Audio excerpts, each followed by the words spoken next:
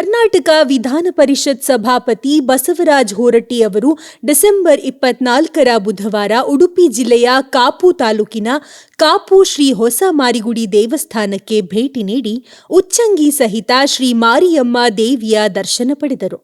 ದೇವಳದ ವ್ಯವಸ್ಥಾಪನಾ ಸಮಿತಿ ಮತ್ತು ಅಭಿವೃದ್ಧಿ ಸಮಿತಿ ವತಿಯಿಂದ ಸ್ವಾಗತಿಸಿ ಗೌರವಿಸಲಾಯಿತು.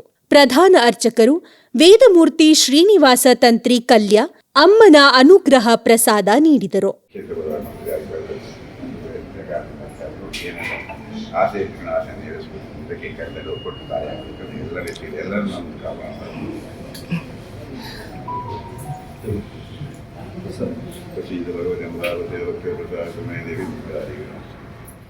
ಜೀವನದಲ್ಲಿ ಅತ್ಯಂತ ಶ್ರೇಷ್ಠವಾದಂಥ ದಿನ ಇದು ಅಂತ ಭಾವಿಸಿದ್ದೀನಿ.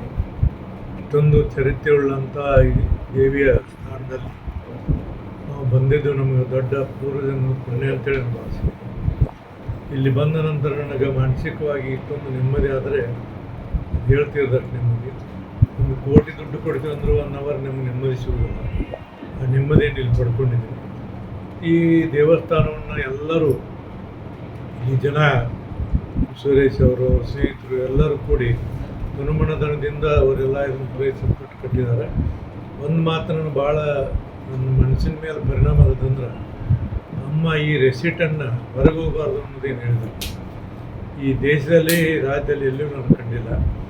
ರಿಸಿಟ್ ಎಲ್ಲರ ಮನೆಗೆ ಕಳಿಸಿ ನಾವು ದುಡ್ಡು ಕಲೆಕ್ಟ್ ಮಾಡಿ ದೇವಸ್ಥಾನ ಕಟ್ಟಿದ್ವಿ.